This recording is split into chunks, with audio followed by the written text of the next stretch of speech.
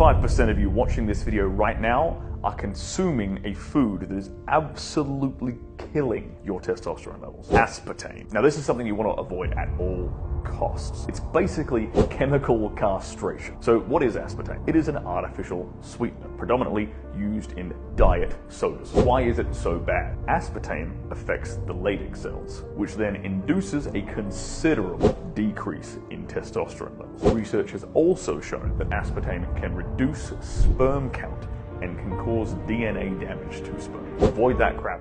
Here's part 1 in my aspartame series, the history of aspartame. And what does this have to do with Donald Rumsfeld?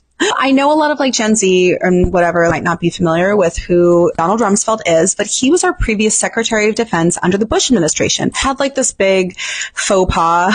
I'll play the clip. Things we know, we know. We also know there are known unknowns. That is to say, we know there are some things we do not know. But there are also unknown unknowns. The ones we don't know, we don't know. I feel like I have said stuff like that before. I'm not trying to clown on him too much for that. But ultimately, Donald Rumsfeld got us into the Iraq War by lying about them having weapons of mass destruction, and it turns out they didn't have it. He lies a lot, right? What does Donald Rumsfeld actually have to do with aspartame? Well, I'm going to get to that in just a second. Right. Aspartame, it's the artificial sweetener like NutraSweet, whatever. And it's found in countless diet sodas and sugar-free products, a lot of pharmaceuticals, and it has had a lot of controversy. In 1974, the then FDA Commissioner Alexander Schmidt, at first he granted approval for aspartame's use in dry foods. The controversy really began when John Olney, who was a pioneering neuroscientist and psychiatry professor, filed a petition to the FDA for a public hearing on aspartame, citing safety concerns. The FDA commissioner agreed to investigate the alleged improprieties, and after looking into it, he really criticized GD Seral's aspartame studies, deeming them sloppy and suffering from a pattern of conduct which comprises the scientific integrity of the studies. And the leading FDA scientist at the time, Adrian Gross, identified such big issues in the aspartame studies, including unautopsied rats, improper mixing of aspartame in feed, and evidence of brain tumors. They instead convened a panel. They ultimately voted to revoke FDA approval for aspartame due to concerns about brain tumors. Right? So during all of this, Donald Rumsfeld actually became the CEO of GD Seral, the company that owned the patent for aspartame. Previously, he'd actually been a congressman, really young, actually at age 30, and he'd also worked for the Nixon administration. And so by 1980, Ronald Reagan had actually just been elected. Now, Donald Rumsfeld actually helped with Ronald Reagan's transition team, right? And guess what? He helped get a new FDA commissioner in place. GD Seral reapplied for approval of aspartame. And the new FDA commissioner, the one that he helped get appointed, this guy's name was Arthur Hull Haynes. He appointed a 5-person scientific committee to review the 1980 findings. And lo and behold, it was the 3-2 outcome, which continued with the ban on aspartame. Now, Arthur Hull Haynes, obviously he was put into place to help Donald Rumsfeld get aspartame approved. So Arthur Hull Haynes broke the deadlock by voting and saying that aspartame should now be approved. And shocking, not shocking, Arthur Hull Haynes actually ended up working for Seral, aspartame company, after being FDA commissioner. Journalists at that time criticized all of this really heavily. But by 1995, Seral was actually sold to Monsanto, and Donald Rumsfeld got a huge payout. And again, I just have to mention this because I know someone is going to bring it up. Prominent researcher on this topic, who is also a researcher of scientific integrity at the University of Sussex, he actually found that 90% of all that studies that support aspartame safety were funded by industry. Aspartame is the target of a World Health Organization study. Could be, quote, a possible carcinogen to humans. I have a friend, 25 years ago, she was in her 20s. She went to a doctor. She had polyps, and the doctor said she was at heightened risk for colon cancer and to never drink anything with aspartame in it. No diet soda. Let's talk some more about these tasty, cancer-causing products. Aspartame, artificial sweetener, brand name NutraSweet, has been causing illnesses. Been around since the late 70s. Now, let's see what foods/drinks they hide aspartame in. Not just diet, but most soft drinks. Low-calorie G2. Sugar-free popsicles. Pretty much, it's in there. Choose another yogurt. Careful with the chocolate. Heinz ketchup reduced sugar. Light calories cranberry juice. Nestle Cocoa, some Snapples, and a varieties of gum. With aspartame.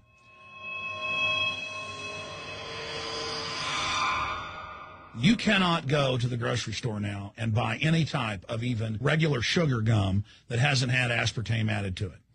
In the 1970s, Searle tried to get it approved, and they couldn't. It took them 3 separate times because in their own studies with monkeys, large portions of them that were fed it died and contracted cancer. Now we have mainstream news articles, and the EU has done a major study finding lower birth weights, early birth, and yes, miscarriages from women that drink aspartame-laden soft drinks like Coke Zero. What is aspartame? It is the fecal matter of the E. coli bacteria. They took it and genetically engineered it. They can feed it toxic waste, and then it defecates aspartame. And it has so many bad health effects, it's just unspeakable.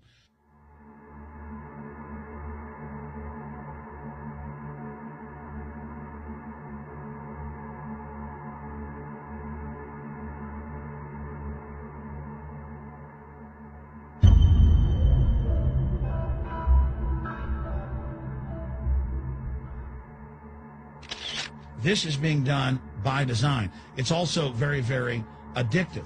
But let's just go ahead and move away from aspartame. The Health Organization now classifies the low-calorie sweetener aspartame as a possible carcinogen. Now, it's used in several sodas, as you well know, but it's also found in ice cream, chewing gum, and cereal. Despite the new classification, however, the agency did not change its recommendation on daily intake, which remains at 40 milligrams of aspartame per kilogram of body weight. The WHO released a statement saying, quote, while safety is not a major concern at the doses in which it's commonly used, potential effects have been described that need to be investigated by more and better studies. Anahad O'Connor joins us now. He is a health columnist who writes about food and nutrition for the Washington Post. So, first off, just what's new about this? Because we've known about the dangers, potentially, of large dosages of aspartame for years. Is there something that prompted this in particular?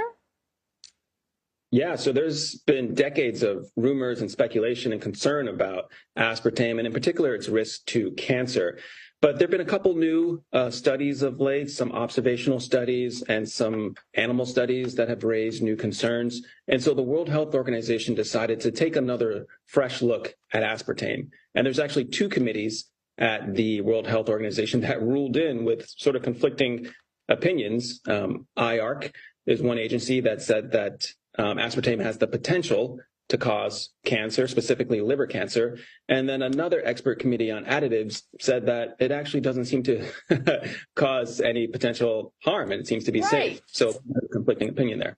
Well, That's part of the trouble with all of this. Exactly. So what do we do with this information? Because as we mentioned, WHO didn't change its recommendation for our daily intake. So break down for us where are all the places you can find this and how much we should have.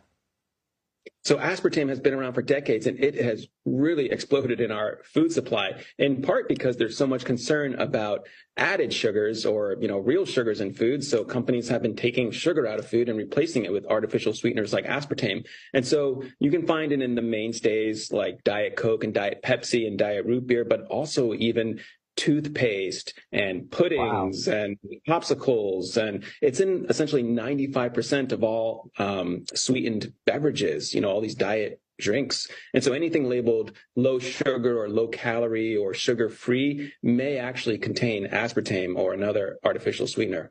So you bring up other artificial sweeteners. It seems like in recent years there's been a movement towards Splenda, which is sucralose. There's also some other artificial sweeteners as well as some natural sweeteners like agave that we see increasingly in things. Do we know anything about whether one is better than another? How do they all compare?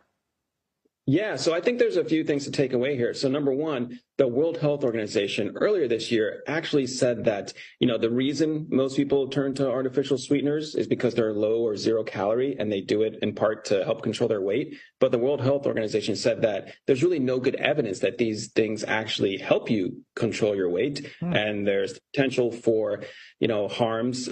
Even, the cancer link, there's a lot of debate about that, and it's not entirely clear. But there's other potential harms, like there's an increased risk of diabetes. It can affect your appetite and hormones. There's evidence that it can, potentially affect your gut microbiome in a negative way. And so the World Health Organization says that, generally people should not use artificial sweeteners, and you should try to eat real foods, whole foods, and less ultra-processed foods. And that's a really important point here, is that regardless of exactly, whether it's causing cancer or increasing the risk of these various harms, if a food has aspartame or other artificial sweeteners, that's a pretty good indication that it's ultra-processed. And most nutrition and health experts say that we should be eating fewer ultra-processed foods, because there are all sorts of links between ultra-processed foods and obesity and weight gain and diabetes and all these health harms. So there's probably a lot of reasons why you should cut back on aspartame and other artificial sweeteners. I've been waiting for this.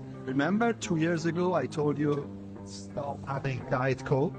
This one is more helpful than this one. The World Health Organization announced that aspartame that's in this is potential cause for cancer. So why don't you listen to it? Yes, where else you can find aspartame? Come with me, I'll show you.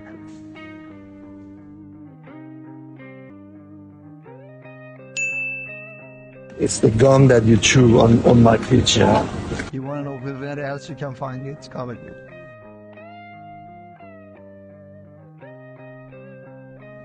Wolfpack. More, you want me to find you more? Enough. The point is, stop having nonsense. Have good stuff. Dino will not have aspartame. They give you Dino Fuel.